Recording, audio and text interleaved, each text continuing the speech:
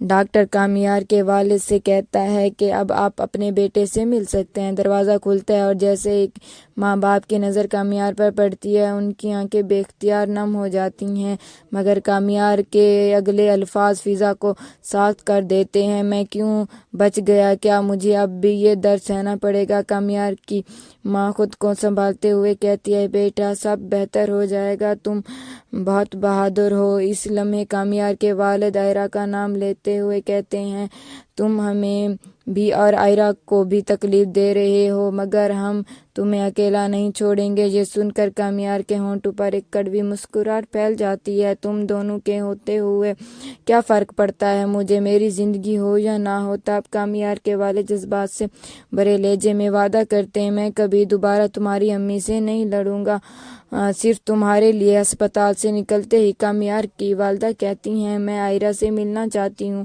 وہ دونوں فوراً عائرہ کے گھر پہنچتے ہیں اور ہاتھ جوڑ کر کہتے ہیں، کامیار کو واپس لانے والی صرف تم ہو۔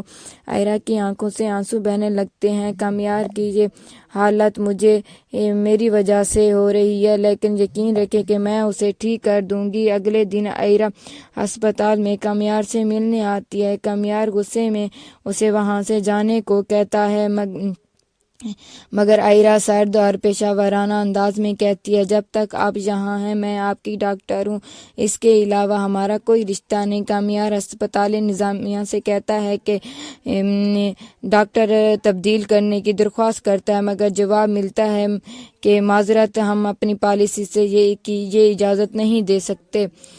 اب عائرہ روزانہ کامیار کے پاس آتی ہے، وہ پوری ذمہ داری کے ساتھ اس کا علاج کرتی ہے، اس کے درد کو سمجھنے اور کم کرنے کی کوشش کرتی ہے۔ کامیار کی چوٹیں اتنی شدید ہیں کہ ہسپتال سے فارغ ہونے کے بعد بھی اسے گھر پر مستقل طبی نگہداشت درکار ہوتی ہے۔ اس قسط میں خاور اور فریہ کے مناظر بہت کم دکھائی دیں گے، لیکن آگے آنے والی کہانی نہایت جذباتی ہوگی، وہ آہستہ آہستہ محبت کی شکل اختیار کرے گی۔ اور اب آخر میں ایک چھوٹا سا سوال، جس طرح کامیار نے عائرہ کے دل میں جگہ بنا لی، اس کے باوجود کہ عائرہ بھی اسی شدت سے کامیار کے لیے لڑ پائے گی؟ اور سب سے اہم سوال، کیا فریہ زندہ ہے، مر گئی ہے؟ اور اپنی رائے کمنٹ ضرور کریں۔ شکریہ۔